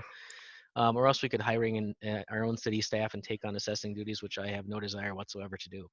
So in my mind, the best way to go about it would be get the quotes from both Hennepin County and any interested cities if they want to provide those services. I had a brief conversation with the city administrator of Maple Grove. She didn't really know if they wanted to at this point. So I'm not sure if they will even provide a quote if we want, but I think it's the best option to at least get more than one quote if we can. I know Plymouth went from internal staff to Hennepin County assessing 3, 4, or 5 years ago, and they've been very happy with that move themselves. So it's a reasonable move. I did have a conversation with the county assessor. They would not be able to match pretty much anywhere near close the price that Ralph was able to give us with his small shop. So we talked about if they did provide a quote, they'd likely kind of have a lower quote the first year with a ramping up approach. So they'd probably go less than they'd normally charge us and then move it up over time. So it wouldn't be such a shock to us. But so that's the background there. Happy to answer any questions, but looking for authorization to get quotes and move forward with the process to select a new assessor, which we have plenty of time to do right now too. Okay, any questions, Anderson? No, not at this time. Councilmember Bottom? Yeah, I have a couple. I don't know if you guys are all aware or some of you are, but there's like 38 properties in Corcoran that had some kind of obscene pricing on assessment value. And they had to redo them. My property was included and other people's property, and it pertained specifically to farmland and open space. I guess I'd be curious if anybody else is aware of that. We got an additional letter from the assessor's office 2 weeks ago. And I think I would like, Brad, if you know about those, what the cause of it was, because if it was a Hennepin County issue, I think we have to look, as long as we're looking at assessment or assessors, we have to look at what happened there, and the capabilities and functionalities, because I'm sure there are people that got a higher property valuation than they should have, and if it wasn't caught, it would have just went through. I would be curious from the rest of the council, has anybody else heard of that? Or Brad, have you heard of what caused it? And was it a Rolfe issue or a Hennepin County issue? Or I'm not comfortable going to Hennepin County if they had if they are incapable of servicing our community, and they can't ascertain the assessed value of cropland very well. So I'm open to the discussion, but I kind of want to, this is a bigger issue than just at face value of an assessor retiring. We had some huge mistakes made this past round, and they should be addressed. And if they were caused by Hennepin County, then I mean, there's some, I think the mainframe that Hennepin County uses is from 1979 on assessments, and it's I guess I would like clarity on those things. And if anybody else has heard about these issues, I'd be curious if there's more of a robust discussion to be had. Grand Council, I'll jump in. And I think I might have sent a small blurb out on this a while back, but I think it was more like 120 properties in my memory that had to get redone, and I think almost all of them had a favorable change where the taxes or the value of the taxes would be lower because of it.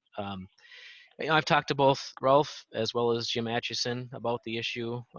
There's a little bit of finger pointing there. The hard part is the systems not necessarily talking perfectly together, and that can have that happen. If we were to recommend the county assessor to come forward, I would bring Jim out to the council and have him present his proposal and answer questions directly to you. But like I said, they do 29 cities around Corcoran. They've had to work with the city assessor in the county to navigate this ag value forever. This is the first issue I'm aware of, and it was caught, I guess, whether it was noticed first by landowners and brought to the assessor's attention, I don't know. But I'm not concerned that that is enough reason to avoid working with the county. Okay. Councilmember Dejewski. Brad, two questions. How do the fees work on this? So the assessor bills the city, and are those fees then passed on to homeowners, or how does that work? Yes, so the cities themselves either have their own assessors or they contract out, and we essentially levy taxes to cover the cost of it. So our contract right now with Rolfe is about $75,000 a year. And I don't know exactly how high a contract would be with either the county or another city, but essentially we just levy those as taxes for a service provided that we legally have to provide. Okay. And so I think, I mean, if we're looking at increasing this significantly, wouldn't it be, obviously the easiest path here would be, hey, okay, Hennepin County, you can take this over. And I know that there's an attraction to that, and reasonably so, for the easier way to do this. But I'm curious if we don't post it in addition to that, and see if there are independent assessors that are looking to expand and looking to do their thing that could do it in a cheaper way. Yeah, Mayor Council, I think that's very fair. When we did the proposal, the RFP a couple years back, we did have one outside agency, a kind of a small crew come in, and after talking with them, I was not at all comfortable with their skills and capabilities. And I've talked to a couple other cities to see if they have any other companies. I've heard a couple people that are, well, this person's retired, they might be willing to work in Corcoran. And I guess my biggest concern with that, it would, in my mind, it'd be somebody starting up something to work in Corcoran, because you can, if you're a small shop, you can probably make some money on it. But if we're going to continue to grow by 150 homes a year for a long period of time, I need somebody who can handle that. And that's you're right. The county is appealing in that way, or a city, because they're set up to do it. They're not going anywhere. I guess if you're willing, we could. This a certain motion could be is open it to anybody, and then if people hear word of it, they could submit a proposal. I don't think that hurts anything. That's kind of where I'd like to go with it, in that it's posted somewhere that normally these things would be posted. I don't know where that is. I don't either. But you know, whether it's government jobs or, I mean, it would take a little bit of work to find out where this should be posted, as opposed to just, hey, if you hear about it. I would like to see it posted and open to anybody, but it may very well wind up that we work with the county. I would just like to have some other opportunities that might be very beneficial to us. That's a good idea. Councilmember Schultz. Yeah, I think Brian's got a good point. I don't think it hurts opening it up. Worst case scenario, we find people that we don't feel are qualified, and we move back to Plan B. And to answer John's point, I did find the email that Brad sent us back in April with regards to the assessment issue.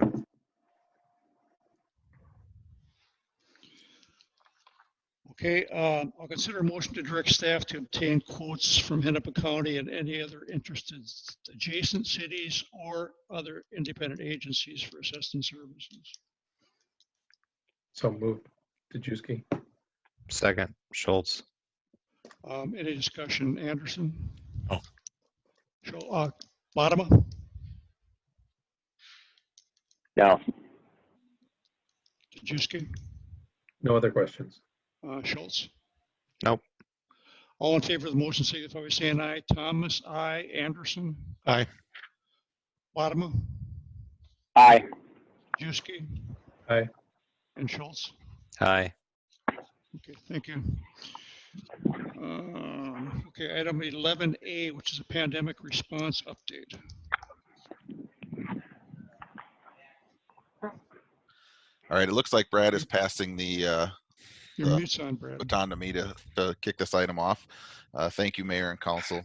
This is Matt Gottschalk. I'll try and be brief with the update. As many of you heard, Governor Walz has issued 4 new executive orders this week.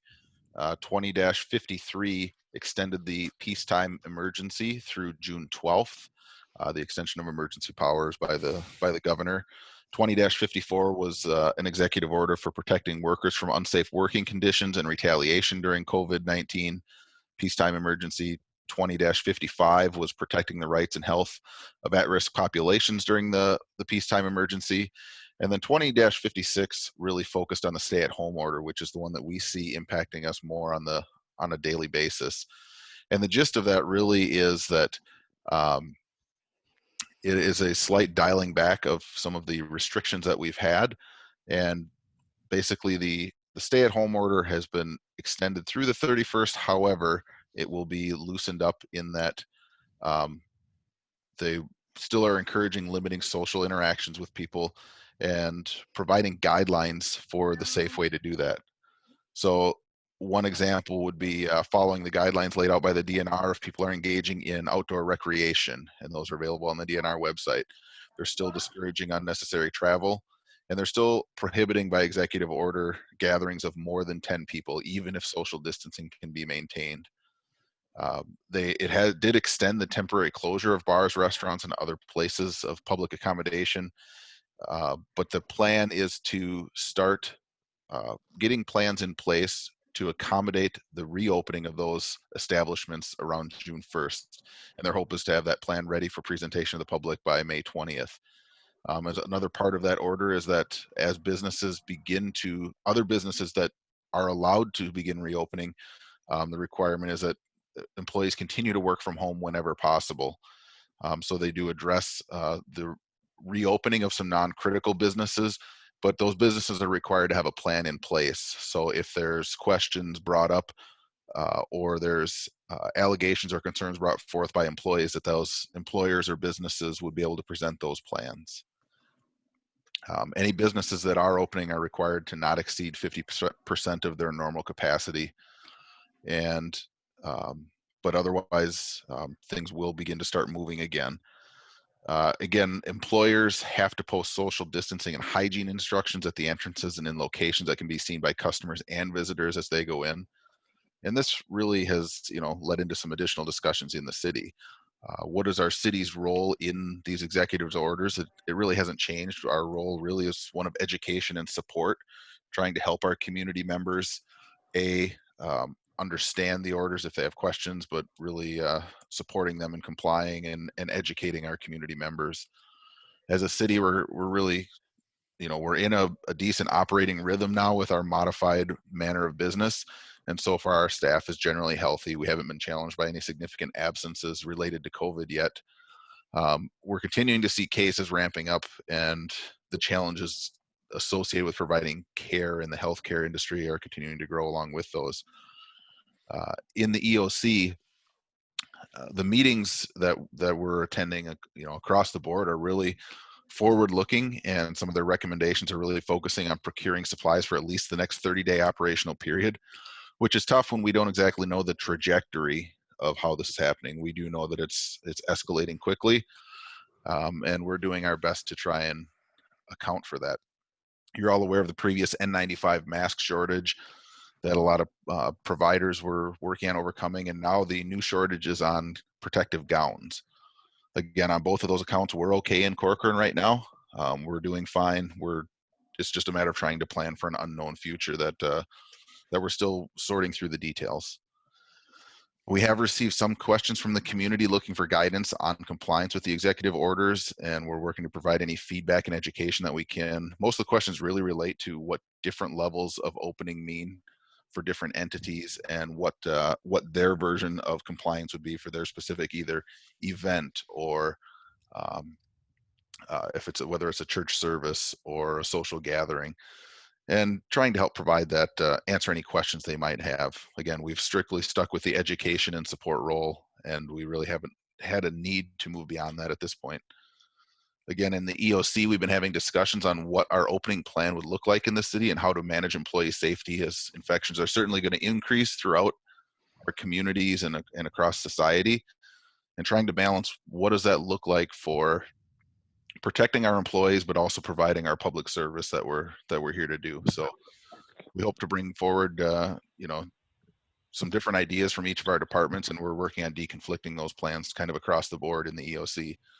We've also been discussing parks and recreation usage and limitations, and also how to communicate that usage and limitations. We've been having discussions on what city elections might look like with the appropriate PPE in place. How do we protect our election staff and our city staff, and support everything that needs to happen there. So I'll pass the mic to Brad and be happy to answer any questions that you might have for me once he's finished with his input. Thanks, Matt. And I'll just briefly add a couple of things. I think I notified the council last week that the rodeo canceled, for example, and I think this week, was it the tractor pull, Matt, that canceled as well? I believe that's what it was. Yep. So those are impacting the community, obviously, their events there. We spent about $23,000 so far responding with hard cost to COVID. That's about $8,000 more than last time I saw you. We had a couple disinfectors we bought that were about $3,000, 2 laptops, and we've had some extra IT service just trying to navigate everything. So that's where we're at. I actually had a phone call today. Representative Hertas called me, and he's on the Ways and Means Committee, and they're looking at a bill that seems to have support that would give every municipality $51.50 per resident to deal with COVID. If you do the math at 6,000 people for Corcoran, that's $300,000. So I'm not sure if that'll make it through by Monday's legislative close, but that's a gigantic amount of money that would be given to Corcoran, and then extrapolate that to big cities by population. Minneapolis, for example, 25, 30 million. So we'll see what happens. Matt and his team, including Jessica Christensen-Buck, are looking at the FEMA funding of this stuff too. So we're tracking everything completely, and do believe there will be some way to get funds back in the future. We are down 2 full-time staff, so every month we're saving money that way too. So we're not an issue financially at this point, but we're putting a lot of staff time into it, obviously. we're going to look towards a June 1st opening. One thing that we found, as Matt kind of talked about, as we make these plans to open up, they're more complicated than the closing down was.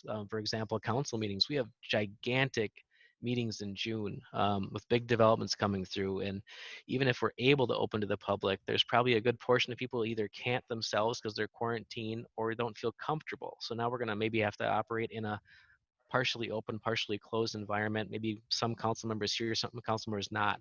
So we need to have plans in place for how to handle these big June meetings, including that big formerly Westall development, now known as Tavera, coming through. So really, that's about it. And then I think finally we are going to likely open playgrounds on Monday and change the signage out at that point. So that's all I'll add. And like Matt said, we're happy to answer questions. Okay, thanks, Brad and Matt. I guess any questions, Councilmember Anderson? Are you guys having contact with city businesses or city residences other than on their request?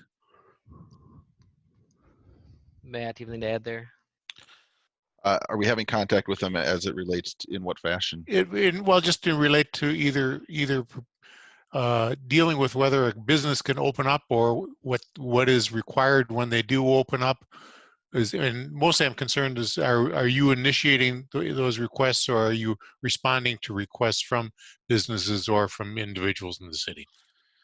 So far, we've only been responding. We haven't really been initiating any, haven't been either requested to initiate any discussions, nor have we seen any need to make any educational interventions. It's all been calls to us, either asking input or asking the best way to proceed forward. And we've been able to I've been able to share with them the struggles that we face, that if they're going to consider their opening plans, that they might want to consider ordering supplies ahead of time, because we can talk about at least 3 to 4 week lead times. And if they start developing what their target plan might be, that they're going to want to start equipping their organization accordingly. Okay, good. Thank you. Okay, Councilmember Rabadama?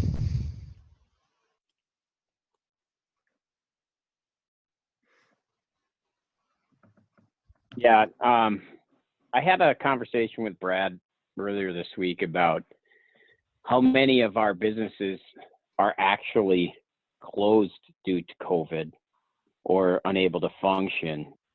And so some of the things that I'm thinking about here are there are businesses in Corcoran that do the same thing, or do parts of the same thing as like Home Depot or Lowe's or Menards, but do it on a smaller scale. And I'm just thinking about the impacts of those businesses relative to, just because they're smaller doesn't mean they have to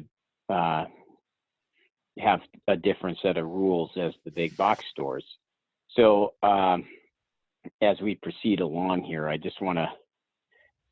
I haven't had feedback from people on closes or things that seem out of sorts. I know of 3 places that are closed, but I don't know of any. And I would welcome input to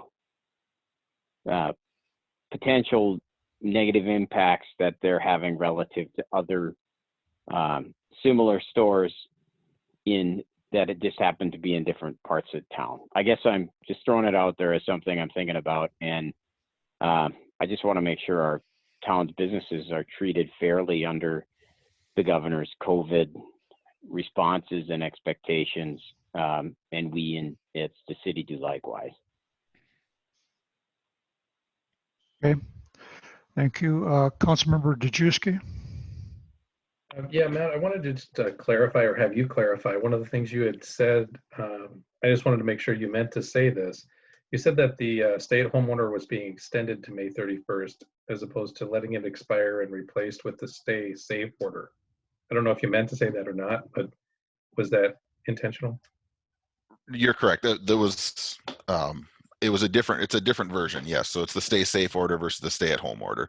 So it was not a complete, what I was intending to say was it's not a complete lifting of the stay at home order. It is an expiration of the stay at home order, but with new Okay. modified restrictions in place. So you're correct. Thank you for that clarification. If somebody was watching, I just wanted that clarified. The other question I had, Brad, you brought up this thing that Representative Hertas is speaking of. I was on a call today with regard to the PPP loan issues, and with thousands of people, we were all on this call because we're trying to figure out how is the government going to manage this PPP loan. My question to you is, or at least my encouragement to you is to make sure that, number one, it is giving each municipality this money as opposed to loaning. But my guess is it's probably not going to be. The restrictions for the loan now are still coming out. For example, for the PPP loan, that anything over $2 million, you really have to demonstrate need, whereas everything under $2 million, fortunately, you don't any longer. And then demonstrating how you're going to use those funds. So if we have only spent $25,000 and we get $300,000, we have to figure out why we chose to take that money and then not have to pay it back with interest. So those are just my thoughts on that. I would personally want to stay away from it, but I understand that if it's free money just sitting there, we'd be stupid not to take it. But if it's going to be a loan program similar to the PPP loan, we've got some trouble. I would agree with that. Yeah, Mayor and Council, just to jump in, and we'll only know this when the bill is passed at the last minute of session, probably what it all entails. But according to Representative Hertas today, it sounded like it was a check or transfer given to cities on June 15th. You have it. You have to justify every penny of it, and whatever you don't use, you have to give back. So that was their methodology for it. But I asked some questions, and that's why actually Representative Hertas called. He said, what questions do I need to ask about this? What are you guys dealing with? And I really appreciated that. I brought up, for example, Jessica Christensen Buck, who's been transferred from her job to EOC. Is that a reimbursable? Because there's some real money there. Or for example, we have the federal law requires us to pay employees with COVID pay for 2 weeks. Could their salaries be paid out of that fund during those times? And so there was a good conversation and brought some ideas up in his head. I brought up, okay, we have this remodel, right? And we had furniture costs, and maybe we have to completely do different furniture planning that is more expensive or different materials. Is that an eligible cost? I don't know. So it was Not a if good it's more than conversation. $120,000. I'm working for $1.2 million, Brian. So, Well, but to Brad's point is that, we're also learning what the new normal will be, operationally going forward. We're going to do business differently, but also how is that going to turn into expectations in the workplace in all sorts of businesses? And I think where Brad was kind of going with the furniture example was, we're going to have expenses looking forward, even just the next 2 to 3 years. And how do we apply that so that we don't end up, that it can go to what it's intended for, and certainly not take advantage of anything, but make sure that we cover our taxpayers the best that we can with the available resources by doing that future planning and being able to think outside the box with examples like, maybe cube farms are not the recommended way to go because of the exposure. If we had the cube farm right now, we would only have half of them occupied. So maybe it's separating them with taller partitions, and we don't know what those answers are, but I think the hope is to be able to use these funds to address some of those future concerns before it hits our taxpayers in a different way individually. Yeah, I appreciate all that. I just wanted to make sure that we're just exercising extreme caution and not just, hey, this is free money, because a lot of people did that and they're being bitten right now as the true requirements come out. That's all I have. Okay, thanks, Brian. Councilmember Schultz. Yeah, I'd echo Brian's comments. I think we're going to find out in the coming months and years, there's going to be a lot of backlash to how the government spent money in response to these deals. We're already finding a lot of federal waste. And it wouldn't surprise me that the money that they give us today, they're going to be asking back for tomorrow. So any money we receive from the state or federal government, I think we have to be very cautious with what we do with it. So That's my only real question. Do we have any updates with regards to cases in the county and death? We were getting a Wednesday update. I don't know if we got one this last Wednesday. I can send that out. I apologize. I haven't been sending it out unless there was anything material Okay. changing, but the numbers do change, and I'll forward that on. There'll be a new one tomorrow I can send out. Okay, thank you. Okay, is that all we had, Brad, for the update? Okay, then do we have, I guess, the city council schedule for the future meetings?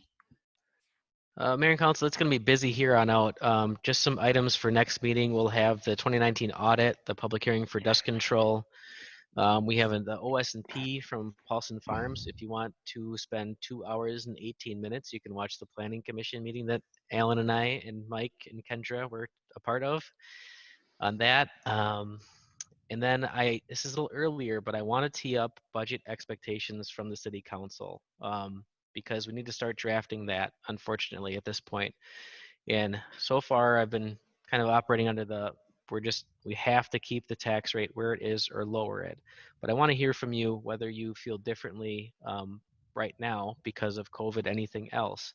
We are having exponential growth, which requires services. So we have to have investments. And if we're not going to hire staff, for example, we have to think about service delivery. So I just want to start that conversation earlier. I know we'll only know what we know on May 28th, but I want to tee that up. That's actually not on that document. I added it to the other one, I think. Okay. Yeah, in that vein, I would encourage council to start conversations with Brad so we can start getting a flavor for where people stand on the, if you have specific stances. The more time we have to air that out, the better. And obviously, since the 5 of us can't talk together outside of council meetings, it's hard to make incremental progress on that stuff. So be sensitive to that and try and get your oar in the water as soon as possible. Anything else, Brad? Is there any other business to be done? Brad, can I jump in for a sec?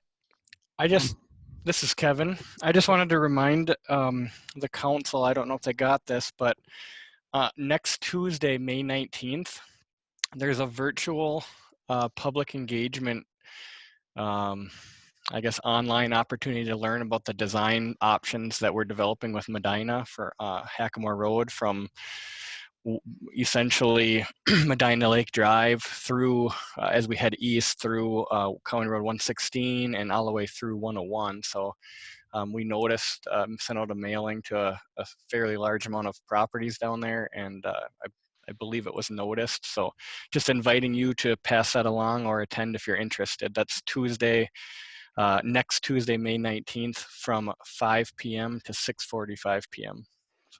Thanks, maybe Kevin. you could send out an email to the council members on that, just so we'll have a reminder and a link to it and where it's at. Do you know how that format of that's going to work? Is it just like a WebEx where they're going to be there's a presentation, or is there actually going to be public comment and back and forth conversation, question and answer?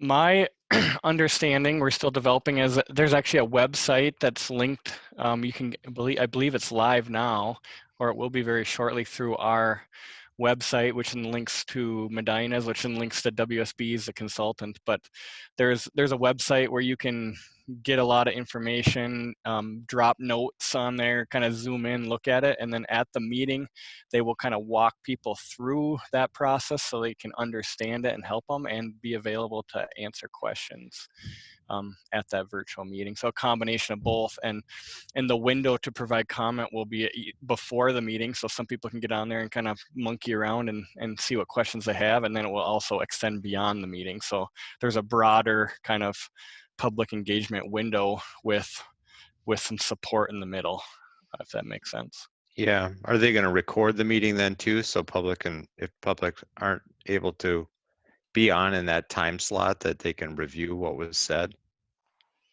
I don't know if we've discussed that directly. I can bring that up. if that's a request. I think it would be beneficial for anyone that missed it. It shouldn't be that hard to do it since it's an online meeting anyway to record it. I think so. Yeah, we'll follow up with that. All right. Thank you. Okay, anything else from council? Anderson, No. Bottom, No, good meeting, guys. Dejewski, Nothing from me. Schultz? Yeah, I just actually have one question. With the enhanced council meetings where we have public comment on unfinished business and new business, is this just in response to having the meetings online? This is nothing we're going to plan on doing it going forward once we're all back together, is it? Correct. And oh, sorry. I have no plans for that. What you? Well, so right now when we're in normal times, people can speak at any item specifically. So we have the public comment card, and they can speak on any item at that item. My sense was rather than doing that motion 8 times or 9 times on every single item, we would lump them into smaller categories. So just open forum, planning, unfinished business, new business. But in the regular meeting, when we get back to that, whatever that is, we would go back to what we did before. Okay, thank you for the clarification.